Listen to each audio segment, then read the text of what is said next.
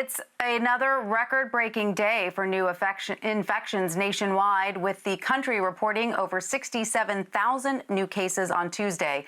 In some southern states like Florida, ICUs have reached capacity. Nearly 3.5 million Americans have tested positive for the coronavirus, and over 136,000 people have died in the U.S. alone.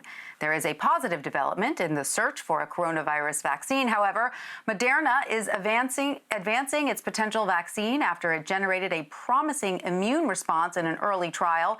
All 45 patients produced antibodies that neutralized the virus. Moderna's stock has surged following the announcement.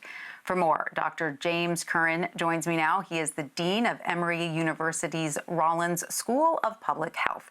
Dr. Curran, welcome. Great to have you with us.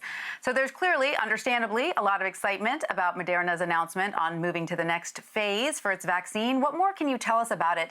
And for everyone who is just longing for some sense of normalcy, is this excitement something we should get our hopes up for?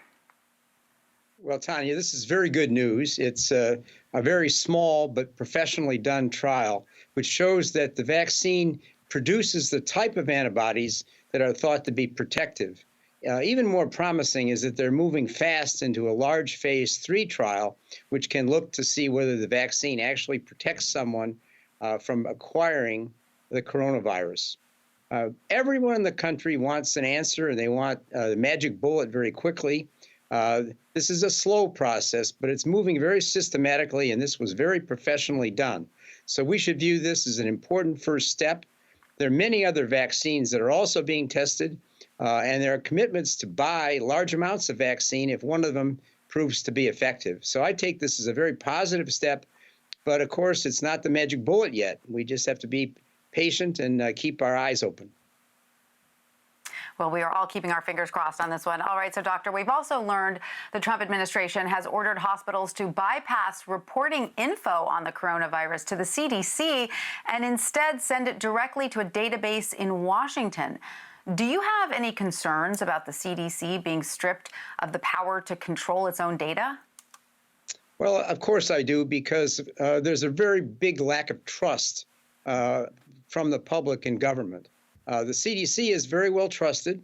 Everyone has made mistakes when it comes to coronavirus, but there's no reason given for a change in where the data goes, and no reason why the data on the cases and the data on outbreak investigations and poultry plants and nursing homes would be separated from the data on hospitalizations and deaths.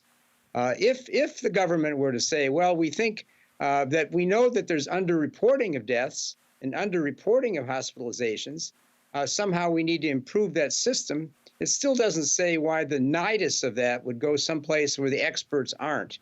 I don't know of any experts in Washington who will help to analyze this data, or who the people there are who will be in control of it. So it doesn't really make any sense, and there's no reason given for it. It looks like more of a question of control than it is of consistency of messaging. And my God, we need consistency in messaging. Should we wear a mask or shouldn't we wear a mask? And the country needs consistency, and it needs transparency. Well, Dr. Curran, thank you so much for joining us and sharing your medical expertise with us. We really appreciate it. Thank you, Tanya.